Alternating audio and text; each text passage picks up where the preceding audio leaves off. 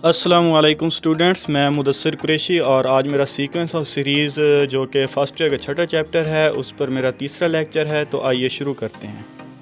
तो आज हम अरिथमेटिक मीन्स के बारे में पढ़ते हैं। तो देखिए क्या होता है अरिथमेटिक मीन्स। सबसे पहले इसकी डेफिनेशन देखते हैं।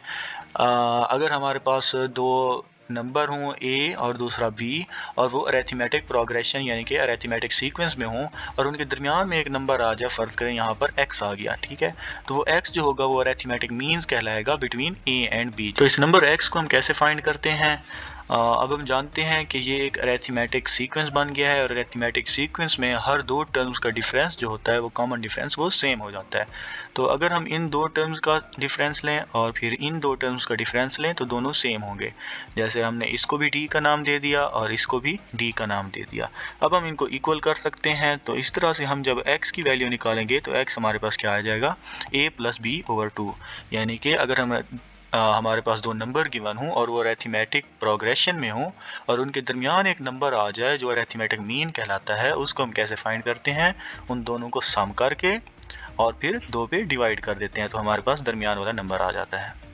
जैसे एक्सरसाइज में हमें पहला क्वेश्चन दिया हुआ है, वो क्या कहता है, find the arithmetic means between. इसके 3 पार्ट्स हैं। अगर हम पार्ट 1 को देखें तो ये दो नंबर गिवन है। अगर इसको हम a का नाम दे दें, इसको b का नाम दे दें, तो इसके दरमियान वाला नंबर जो होगा वो फ़र्ज़ करें x हो जाएगा। तो आइए सोल्यूशन की तरफ बढ़ते हैं। तो हम कहते हैं कि ये दो नंबर हैं, अरिथमेटिक प्रोग्रेशन में हैं और इनके दरमियान एक नंबर x है। तो x को हम कैसे फाइंड करते हैं, या उसको अरिथमेटिक मीन भी कहते हैं, कि इन दोनों को सम करके 2 पे डिवाइड कर देते हैं। तो वही काम हमने किया तो हमें अरिथमेटिक मीन मिल गए।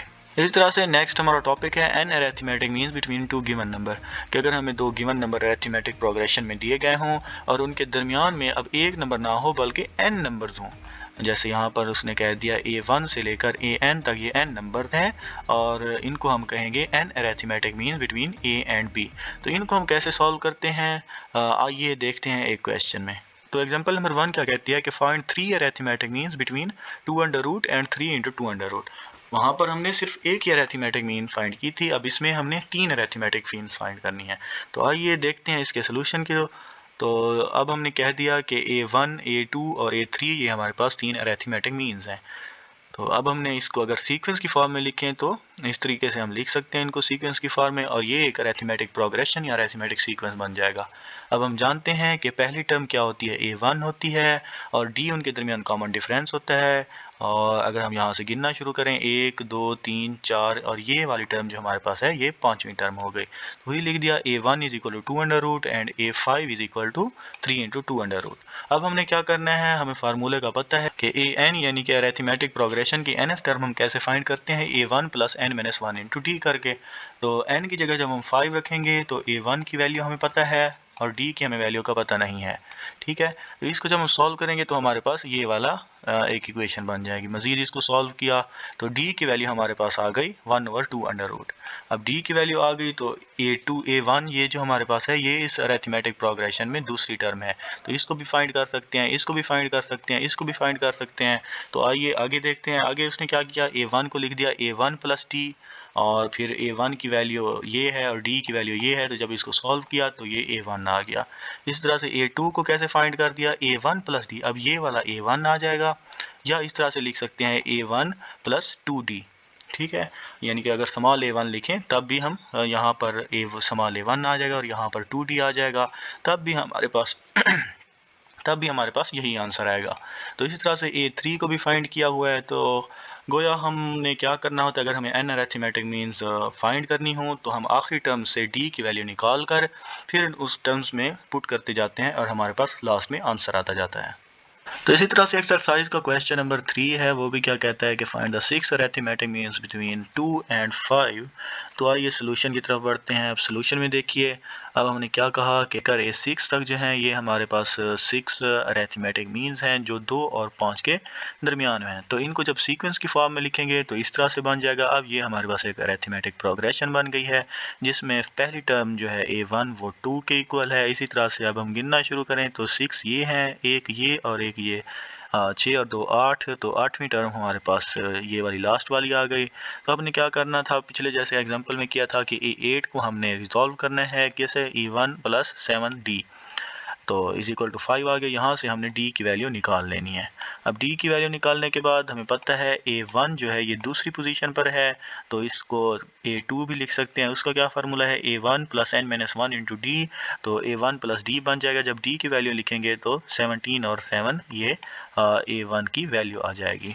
इसी तरह से हम A2 की वैल्यू भी निकाल सकते हैं। तो A2 की वैल्यू क्या आई, A3 जो कि हमारे पास A1 प्लस 2D के इक्वल था, तो D की वैल्यू को भी पता है, A1 की वैल्यू को भी पता है, A2 की भी निकल आएगी। इसी तरह से हमने 6 टर्म्स की वैल्यूज़ निकाल कर पुट कर देनी है, या वैसे भी हम कह सकते हैं।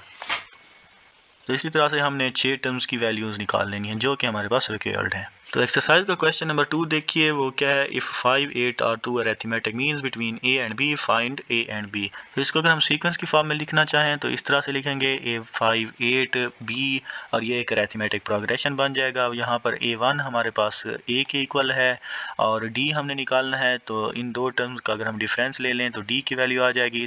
तो हम जानते हैं A2 is equal to A1 plus D, तो D को अगर हम इधर ले आएँ तो A2 की वैल्यू हमें 5 मालूम है, D की वैल्यू भी हमने निकाल लिया जो कि 3 के इक्वल है, तो 5 माइनस 3 हमारे पास A की वैल्यू आ जाएगी जो कि 2 के इक्वल है।